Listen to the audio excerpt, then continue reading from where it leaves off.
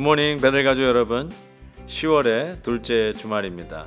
신문을 보니 오늘 애플워치 7이 판매를 시작한다고 하더군요.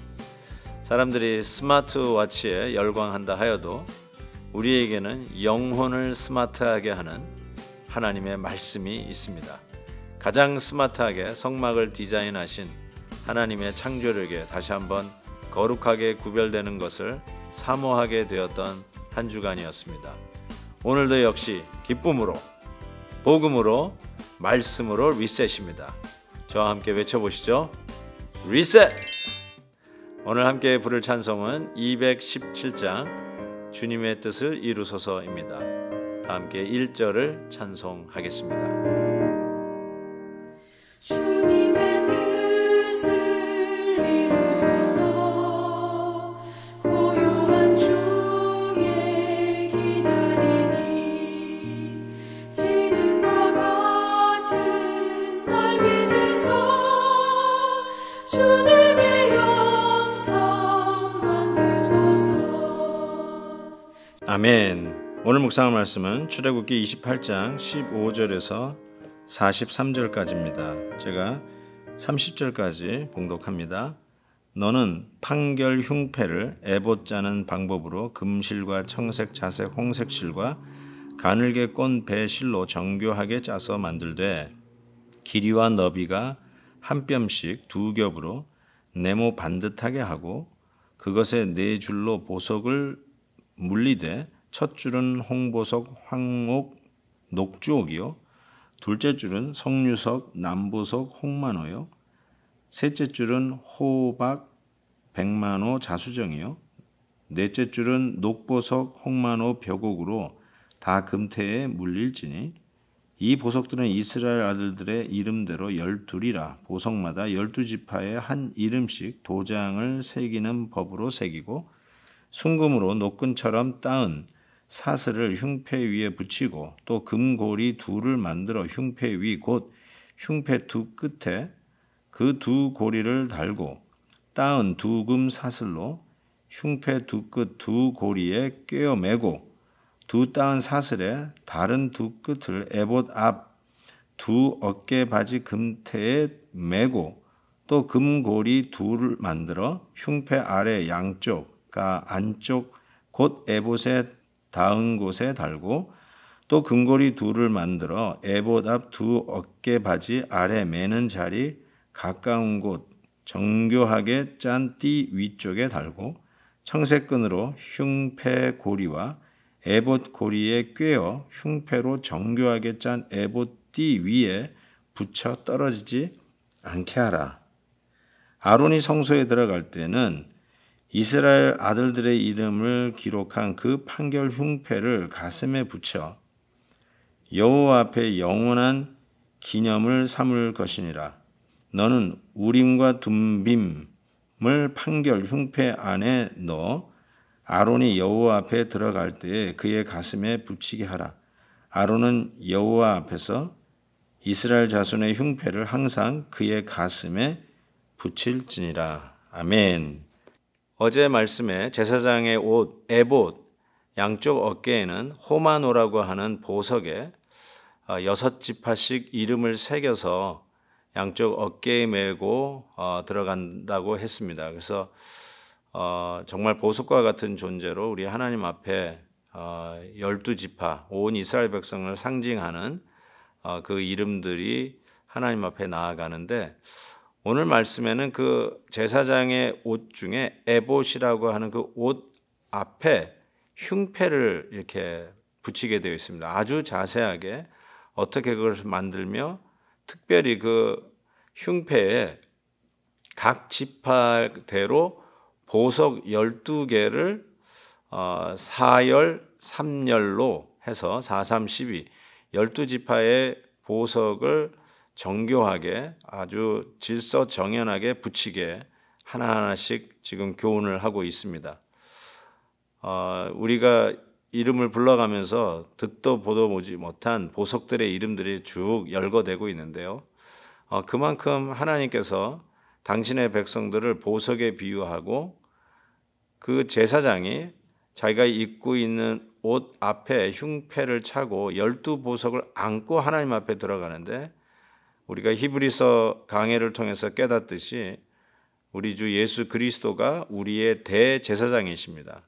바로 우리의 큰 대제사장 되신 예수님께서 우리를 가슴에 보석과 같이 안고 천국으로 우리를 데려가시는 모습을 상징하면서 그만큼 우리를 소중하게 하나님께서 우리를 여기신다는 것이죠. 사랑하는 성도 여러분, 그런 의미에서 우리는 겸손해야 함과 동시에 그렇다고 자학해서는 안 되죠. 우리 자신을 증오해서는 안 되죠. 하나님이 우리를 얼마나 소중하게 여기시는지 그 은혜에 감격하고 감사해서 내가 그래도 보석과 같은 존재라고 하는 자긍심을 가지고 하나님 앞에 참 겸손히, 그리고 사람 앞에서는 당당하게 하나님을 높이며 자랑하며 섬기는 그러한 자들로 살아가야 될 것을 가르쳐 주고 있습니다. 사랑하는 성도 여러분, 우리는 질그릇과 같은 존재입니다. 그 고백을 우리는 결단코 잊어서는 안 됩니다. 질그릇과 같은 우리에게 보석과 같은 주님을 모시고 살아가는 것이 우리 성도의 모습이라고 생각했는데, 오늘 말씀해 보니까 결국 하나님 나라 가서 봤더니 우리 주님께서 우리를 보석과 같은 존재로 당신이 가슴에 품고 저 천국으로 실어 나르시는 우리의 대제사장 되셔서 오늘도 우리를 그렇게 대해 주시고, 오늘도 우리를 그렇게 인격을 존중해 가시면서 우리에게 함께 동행하시는 주님이 계시다는 사실이 얼마나 놀랍고 감사한지 모르겠습니다. 사랑하는 성도 여러분, 오늘도 주님께서 우리를 그렇게 대접해 주시고 그렇게 대해 주신다는 사실을 기억하십시다. 우리가 자격이 있어서가 아니라 의롭다 여겨주시고 존귀한 자녀로 삼아주시고, 그리고 저 천국 가는 그 순간까지 우리와 함께 동행해 주시는 우리의 구원자, 창조자, 그리고 오늘도 우리와 함께 동행하시면서 도우시는 주님이 계시다는 사실을 믿고 담대하게 나아가시기를 바랍니다. 또 한 가지 그 흉패에 붙어 있는 것인데 바로 우림과 둠밈을 두는 이런 포켓이죠. 그래서 하나님의 뜻을 구별하기 위해서 이 두 보석을 두었다고 합니다. 왼쪽으로 가는 것이 하나님의 뜻인가, 오른쪽으로 가는 것이 하나님의 뜻인가, 바로 그러한 차원에서 하나님의 뜻을 분별하기 위해서 대제사장이 사용한 것이었다고 합니다. 근데 우리가 이것을 오늘날 적용할 때는 조금 더 신중하게 적용해야 된다고 생각합니다. 성경 어느 말씀이나 우리가 신중하게 적용해야 되겠지만, 특별히 이 말씀을 가지고 우리가 마치 무슨 제비뽑기나 아니면 우리가 손바닥에 침을 뱉어가지고 손바닥으로 쳐서 어디로 더 튀는가, 이런 식으로 하면서 하나님의 뜻을 구별하고 하나님의 뜻이 어디 있는지를 판단하려고 하는 것은 잘못하면 우리가 엉뚱한 길로 갈 수가 있습니다.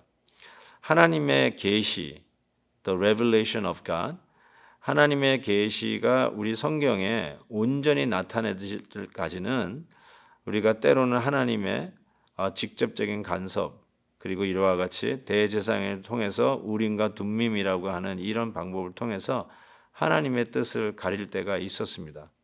그렇지만 지금은 우리에게 온전한 하나님의 계시, whole counsel of God, 하나님의 총체적인 말씀 66권이 있습니다. 이것을 통해서 우리는 하나님의 뜻과 하나님의 그 온전하신 계획이 무엇인지를 훨씬 더 분명하게 알 수가 있습니다. 그만큼 하나님의 말씀이 중요한 것이죠. 그래서 시편 기자는 하나님의 말씀은 내 발의 등이요 내 길의 빛이니이다.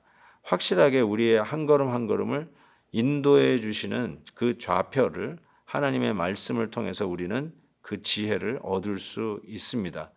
그래서 더욱더 분명하고 더욱더 확실한 하나님의 말씀에 창념하고 말씀을 묵상하고 하루를 시작하는 이 큐티, 말씀 묵상이 그만큼 중요하다는 사실을 다시 한번 깨닫게 됩니다.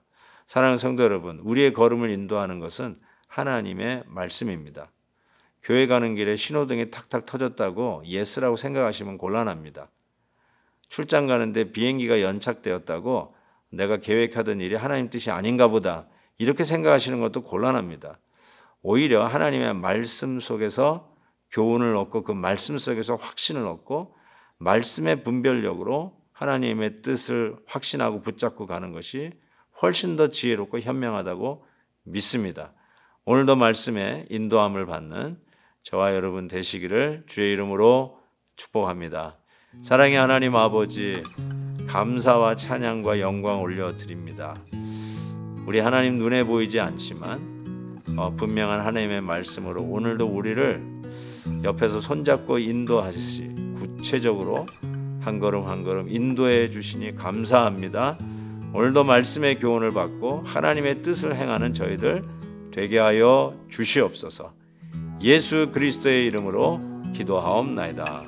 아멘. 내일 헵시바 때 뵙겠습니다.